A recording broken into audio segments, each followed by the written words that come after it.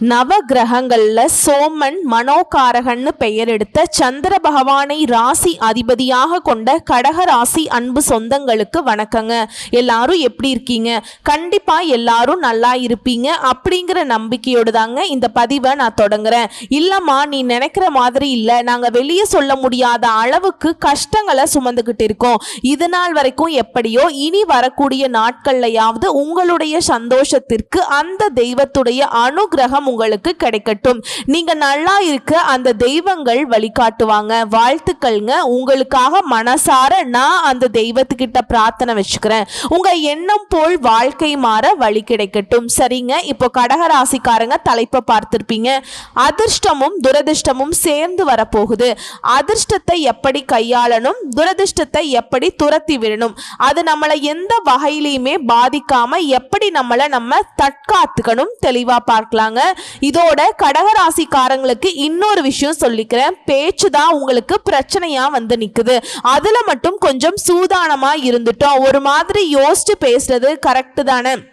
அப்படி ஒவ்வொரு வார்த்தைக்கான அர்த்தம் நமக்கு எப்படி புரியுது, மற்றவங்களுக்கு எப்படி அது புரிய வைக்கும் அப்படின்றத எல்லாத்தையும் தெளிவா தெரிஞ்சுக்கிட்டு பேசிட்டோம்னா நம்ம ஜெயிச்சிருவோங்க. ஏமா ஒரு மாதிரி குழப்பமா ஆரம்பிக்கிற அப்படின்னு யோசிக்காதீங்க. இப்ப தெளிவா சொல்றேன். இதோட நமக்கு ஒரு நல்லது நடக்குது இல்ல ஒரு கெட்டது நடக்குது அப்படின்னா நவ கிரகங்களுடைய அமைப்பு, நவ கிரகங்களுடைய இடமாற்றம், நவ கிரகங்களுடைய பார்வை, இதை பொறுத்துதான் நமக்கு நல்லதும் கெட்டதும் தீர்மானிக்கப்படுது. சோ கடக ராசியை பொறுத்த வரைக்கும் என்னதான் அஷ்டம சனி நம்மளை விட்டு போனாலும், அது சொல்லுவாங்க இல்லையா, அடமலை விட்டாலும் இந்த செடி மலை விடாதுன்னு சொல்லுவாங்க. அந்த மாதிரி நம்ம வாழ்க்கையில இன்னும் பெருசா எந்த ஒரு மாற்றமும் வரல. இது நாள் வரைக்குமே ஏதோ சமாளிச்ச மாதிரி கூட அந்த சனி பகவான் இருக்கிறது கூட ஓகே, அது ஒரு மாதிரி இருந்துச்சு. ஆனா இப்போ இன்னும் மோசம். புரியுதுங்களா? அதாவது பாலைவனத்துல காஞ்ச செடிகளாவது இருந்துச்சு. அந்த அஷ்டம சனி வரைக்கும் இப்போ அந்த செடிகள், அந்த காஞ்சு போன செடி கூட இல்ல, வெறுமனையா இருக்கு. வாழ்க்கை இல்லையா? இப்படிப்பட்ட நிலையில இருக்கக்கூடிய கடகத்திற்கு ரொம்ப கஷ்டப்படுறியப்பா, நான் உனக்கு உதவி பண்றேன் அப்படின்னு சொல்லக்கூடிய அளவுக்கு பூமிக்காரகன்னு சொல்லக்கூடிய செவ்வாய் பகவான் உங்களுக்கு ஏதோ பொழைச்சு போ அப்படிங்கிற மாதிரி ஒரு சில விஷயங்களை அதிர்ஷ்டத்தை கொடுக்கிறார். அதே நேரத்துல எச்சரிக்கையும் கொடுக்கிறாருங்க. ஏன்னா இவரை பொறுத்த வரைக்கும் குரு பகவான் மாதிரி முழு சுப கிரகம் கிடையாதுங்க. சரிங்களா? இவரை பொறுத்த வரைக்கும் வலிமையான கிரகம்னு பெயர் எடுத்தவர். இவரெல்லாம் நல்லது பண்றாரா அப்படின்னாவே யோசிக்க வேண்டிய விஷயம்தான். ஆனா இவங்க நல்லது பண்றதுங்கிறது கடகத்துக்கு வந்து பாத்தீங்கன்னா, ஒரு திடீர்னு இந்த சம்மர் சீசன்ல ஜோனு மழை பெஞ்சா எப்படி இருந்துச்சு அந்த மாதிரி ஒரு திடீர்னு ஒரு சந்தோஷத்தை கொடுக்குங்க. ஓகேங்களா? திடீர்னு வர சில விஷயம் திடீர்னு நம்ம கையை விட்டு போறதுக்கு வாய்ப்பு இருக்கு. அது எப்படி வரக்கூடிய வாய்ப்பை கெட்டியா பிடிச்சுக்கணும், அது எல்லாத்துக்கும் விளக்கமான பதிவா இந்த வீடியோ பதிவு இருக்க போகுது. அதுக்கு முன்னாடி கடகராசிக்காரங்க, அவங்களுடைய அதிபதி சந்திரன் இப்போ மாதம்னாலும் தினம் ஒவ்வொருத்தவருக்கும் வந்து சந்திராஷ்டமம் வருது. சந்திராஷ்டமம் வருதுன்னு சொல்லுவோம் இல்லையா? அணு தினமும் தன்னுடைய இடத்தை மாத்திக்கிட்டே இருக்கக்கூடியவர் தான் சந்திர பகவான். எல்லாத்துக்கும் மேல இவர் வந்து பார்த்தீங்கன்னாக்க அந்த ஒளியை இழந்துகிட்டே வருவார். தேறதும் வளர்வதுமாவே இருப்பாருங்க. இதே மாதிரிதான் கடகராசியுடைய வாழ்க்கையுமே இருக்குது. வளர்ந்து போறோம்னு சொல்ல முடியாது, அதாவது முன்னேற மாதிரியே இருக்கும். திடீர்னு பார்த்தா கீழே இருப்பீங்க. எதுவே நிரந்தரமா இல்லாத ஒரு வாழ்க்கை. ஒரு நாள் கூட நமக்கு இருக்கக்கூடியதை வச்சு சந்தோஷப்பட்டுக்கலாம். ஓகேடா, நமக்கு இவங்க இருக்காங்க அப்படின்னு கூட நினைக்க முடியாது. தினம் போராட்டம். இதுதான் கடகத்துடைய வாழ்க்கை. இது இல்லைன்னு உங்களால மறுக்கவே முடியாது. குறிப்பா உறவுகளால பயங்கரமா பாதிக்கப்பட்டது கடகராசியா தான் இருப்பீங்க. எல்லாத்துக்கும் மேல இந்த கூட பிறந்தவங்க ஒருத்தவங்க இருக்காங்க இல்லையா, அவங்களால இது நாள் வரைக்கும் நீங்க படாத கஷ்டம் ஒண்ணுமே கிடையாது. நான் இருக்கேன்னு போய் நீங்க நிக்கிறீங்க. ஆனா உங்களுக்காக உங்களுடைய உறவுகள் ஒரு நாளும் ஒருத்தரும் வந்து நின்னது கிடையாது. இது இல்லைன்னு உங்களால மறுக்க முடியுமா? 100% உறவுகளால பாதிக்கப்பட்டவங்க தான். குறிப்பா உடன்பிறப்புகளால நிறைய இடங்கள்ல அசிங்கப்படுத்தப்பட்டிருப்பீங்க, அவமானப்படுத்தப்பட்டிருப்பீங்க, ஒதுக்கப்பட்டிருப்பீங்க. இது நாள் வரைக்கும் துச்சமாதான் எடுத்தெறிஞ்சு பேசியிருப்பாங்க. இப்போ நவ கிரகங்கள்ல இருக்கக்கூடிய ஒவ்வொரு கிரகமும் பார்த்தீங்கன்னா ஒவ்வொரு உறவுகளை குறிக்கக்கூடிய இடம். அதை வச்சு பார்க்கிறப்ப செவ்வாய் பகவானுங்கிறவர் இந்த உறவுகள்ல உடன்பிறப்புகளை பத்தி குறிக்கக்கூடியவர். சோ இது செவ்வாய் பயிற்சிங்கிறது அதிர்ஷ்டத்தை கொடுக்கக்கூடிய இதே நேரத்துல உடன்பிறப்புகளால பாதிப்பும் வரதுக்கு வாய்ப்பு இருக்கு.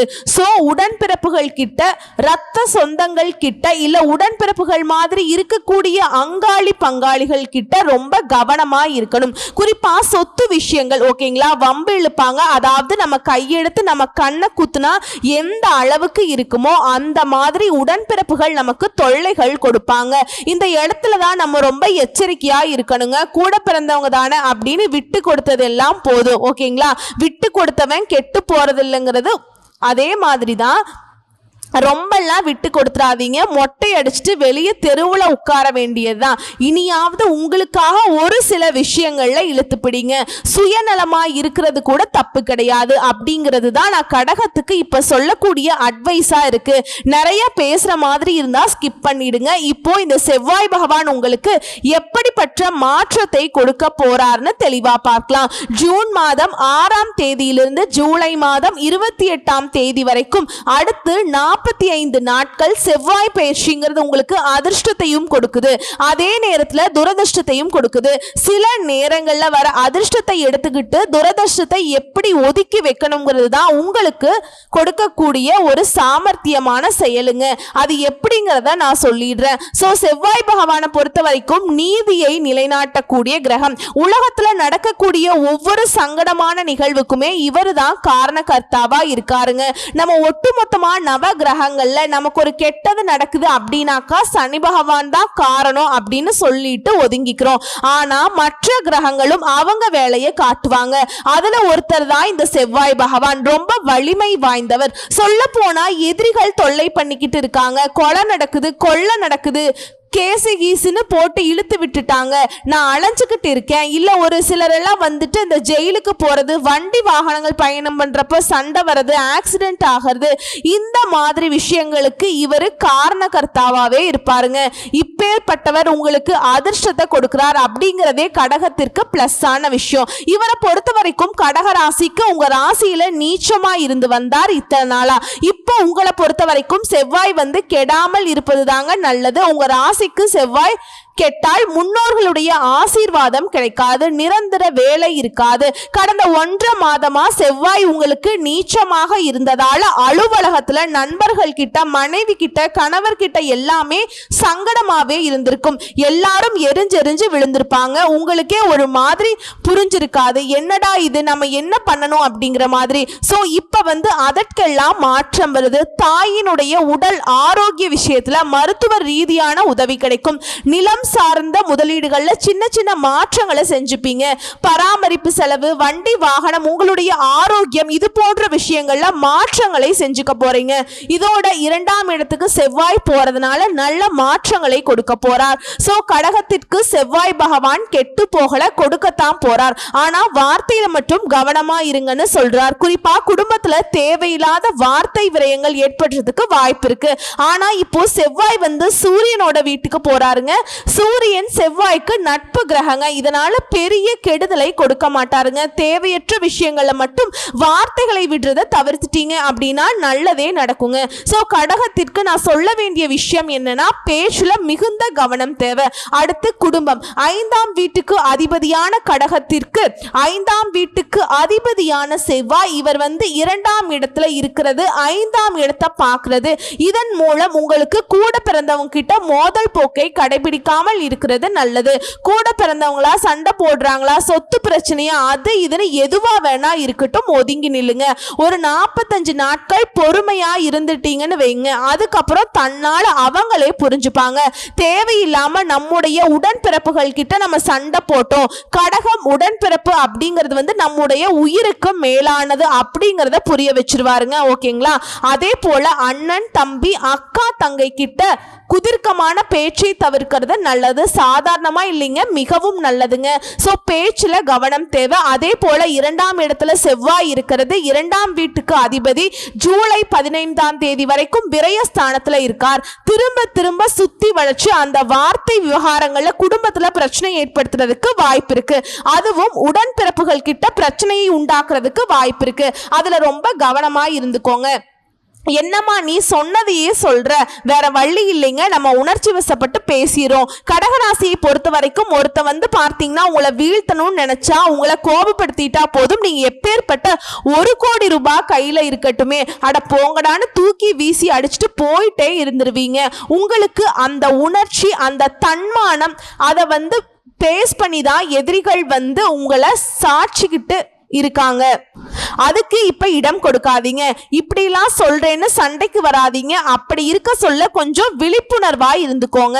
ஆஹா இவங்க நம்மளை ட்ரிகர் பண்றாங்க, நம்மளை திருகி வைக்கிறாங்க, நம்மளை அவங்க திருகிறதுக்கு மாதிரி ஆடக்கூடாது, அதுக்கு ஆப்போசிட்டா அமைதியா இருந்து பார்ப்போம் அப்படின்னு வச்சுக்கோங்களேன். இதுவே அலுவலக பணி, தனியார் துறையோ அரசாங்க துறையோ, ஆண்களோ பெண்களோ, உங்களுக்கு வேற லெவல்ல இருக்குங்க. சக ஊழியர்கள் கிட்ட தேவையில்லாத விமர்சனங்களை வைக்கிறது மூலமா எதிரிகளை உருவாக்கி கொள்றதுக்கு வாய்ப்பு இருக்கு. ஓகேங்களா?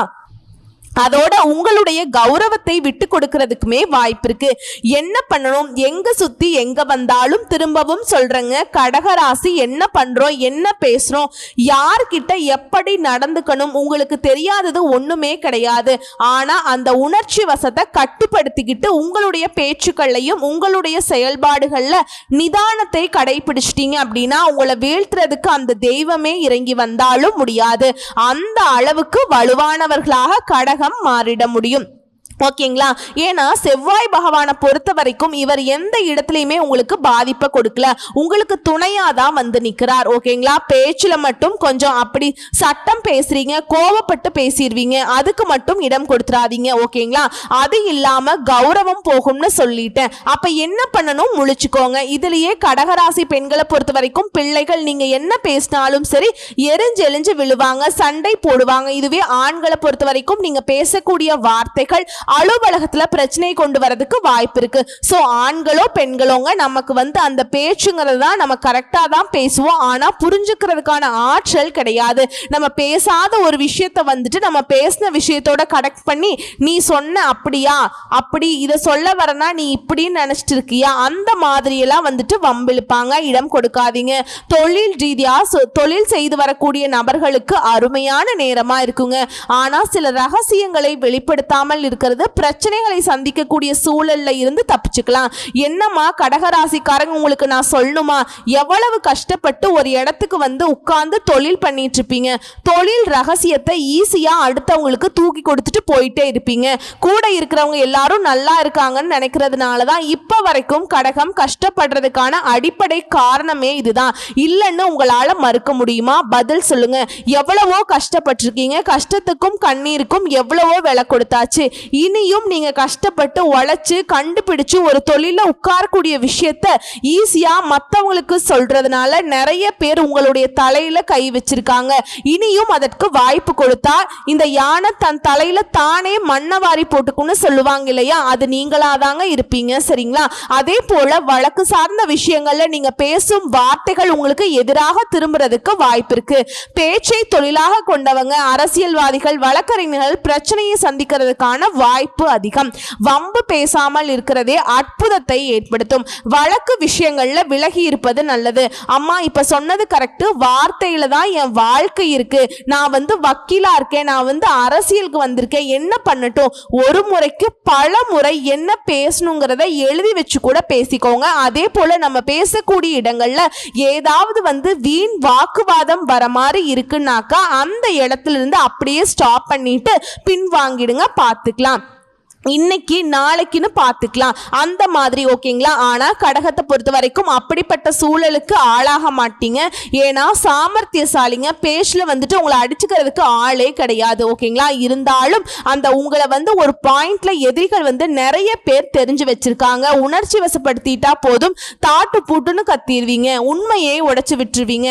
தைரியத்துல நிறைய பேருடைய வாழ்க்கை உங்க சூழ்ச்சிக்குள்ள வச்சிருக்காங்க, அதுக்கு இடம் கொடுக்காதீங்க. சூழ்ச்சிகளுடைய முடிச்சுக்களை அவர் தவிர்த்துட்டு வெளிவரதுக்கான வாய்ப்பை பாருங்க. அந்த வாய்ப்பை தான் செவ்வாய் பகவான் கொடுக்க போறார். கெட்டியா பிடிச்சுக்கோங்க. உங்க வாழ்க்கையில இருக்கக்கூடிய கஷ்டங்களுக்கான ஒரு மாற்று மருந்தா கூட அந்த செவ்வாய் பகவானுடைய வாய்ப்பு உங்களுக்கு அமையும். கேட்கவே நல்லா இருக்கும். நிஜமா எங்க வாழ்க்கையில நடந்தா சந்தோஷம் அப்படின்னு நினைக்கிறவங்களுக்கு கண்டிப்பா நடக்குங்க.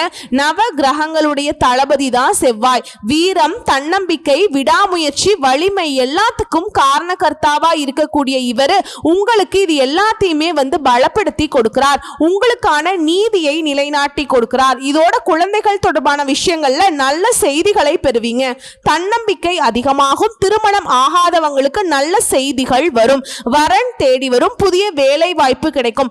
ஆல்ரெடி வேலை தேடிட்டு இருக்கவங்களுக்கு நல்ல வேலை நல்ல சம்பளத்தோட அமையும். சிலருக்கு திடீர் நிதி ஆதாயங்கள் உண்டாகும். பொருளாதாரத்துல நல்ல முன்னேற்றம் இருக்கும். குடும்பத்துல மகிழ்ச்சி பெருகும். அற்புதமான காலகட்டங்கள் ஒட்டுமொத்தமா உங்களுக்கு. அதே போல திரும்பவும் சொல்றதா, உடன் பிறந்தவங்க கிட்ட உடன் பிறந்தவங்களுடைய விஷயங்கள்ல எச்சரிக்கையாக இருக்கணும். வருமானத்துல உயர்விருக்கும். கடன்களை அடைக்கிறதுக்கு முயற்சி பண்ணுங்க. வெற்றி உண்டு. புதுசா வருமான ஆதாரங்களை நீங்களே உருவாக்கிக்குவீங்க. புதிய தொழில் தொடங்குவீங்க. உத்தியோகத்தில் இருக்கவங்களுக்கு உயர் அதிகாரிகள் கிட்ட பாராட்டுகள் கிடைக்கும். சிலருக்கு பதவி உயர்வு கிடைக்கும். அரசு தொடர்பான வேலைகள்ல இருந்த தடைகள் அனைத்தும் நீங்குது. அரசாங்க உத்தியோகத்துக்கு முயற்சி பண்ண கடகத்திற்கு இப்ப அந்த அரசாங்க கனவு அப்படிங்கிறது பலித்தமாகும். அரசாங்க வேலையில கண்டிப்பா சேர போறீங்க. பண வரவு அதிகமாகுது. முன்னேற்றமான காலகட்டமா இருக்குது. இதோட சமுதாயத்திலையுமே உங்களுக்கான மதிப்பு, மரியாதை, புகழ் எல்லாமே அதிகரிக்க போகுது. உங்களுடைய ஒட்டுமொத்த திறமையுமே வெளிப்படுத்த, அதாவது திறம்பட செயல்பட வாய்ப்புகள் அமையும். வரக்கூடிய வாய்ப்பை நழுவ விடாமல் கெட்டியா பிடிச்சுக்கிட்டீங்கன்னா கடகம் அப்படிங்கிறது கஷ்டங்களை கடந்து வந்துடலாம். வாழ்க்கையும் சிறப்பா மாறும். சோ இப்பேற்பட்ட நல்லதொரு மாற்றத்தை தரக்கூடிய அந்த செவ்வாய் பகவான் தரக்கூடிய அதிர்ஷ்டங்கள் நிலைத்திருக்க செவ்வாய் பகவானுடைய அனுகிரகம் பரிபூர்ணமா உங்களுக்கு கிடைக்க நீங்க வணங்க வேண்டிய ஆலய வழிபாடு திருச்செந்தூர் முருகப்பெருமானை ஒரு முறை குடும்பத்தோடு போய் வழிபாடு செஞ்சுட்டு வாங்க. இவரால் உங்களுக்கு ஏகபோக வாழ்க்கை அமையும். செல்வ வளம் கூடும். போக முடியாதவங்க தினமும் திருச்செந்தூர் முருகப்பெருமான வீட்லயே நினைச்சு வழிபாடு செய்யுங்க. படம் இருந்தா வழிபாடு செய்யுங்க. இல்லையா ஒரு தீபம் ஏற்றி வச்சு அந்த தீப ஒளியில தான் அவர் இருக்காருங்கிறத மனசார நினைச்சுக்கிட்டு வழிபாடு செய்யுங்க. ஆன்மீகம்ங்கிறது எளிமைதான். அதை நாம நாடுவது மட்டும்தான் நம்முடைய கடமை. கடவுளை நம்பினவங்க ஒரு நாளும் கஷ்டப்பட மாட்டீங்க. சோதனைகள் தான் சாதனைகளா உங்களுக்கு மாத்தி கொடுக்கும். இது நாள் வரைக்கும் கடகம் கடந்து வராத கஷ்டமே கிடையாது. இப்ப இருக்கிற கஷ்டம் எல்லாம் ஒரு மேட்சே இல்லை. அப்படிதானுங்க. என்ன நடந்தாலும் சரி அட போங்கடான்னு சொல்லிட்டு கடகம் எழுந்து நடக்க ஆரம்பிச்சா போதும் எதிரிகள் எல்லாம் அப்படியே நடுங்கிடுவாங்க. எதிரிகள் இருக்கத்தான் கடகத்துடைய பவர் அப்படிங்கிறது இம்ப்ரூவ் ஆகுங்க. சோ அந்த சந்திர பகவான் பௌர்ணமி நாட்கள்ல எந்த அளவுக்கு அழகா பிரகாசமா குளிமையா இருப்பாரோ அந்த மாதிரி ஒரு வாழ்க்கை அமைய போகுது. வரக்கூடிய வாய்ப்புகளை கரெக்டா பயன்படுத்திக்கோங்க. வாழ்த்துக்கள். நல்லதே நடக்கும். நன்றி, வணக்கம்.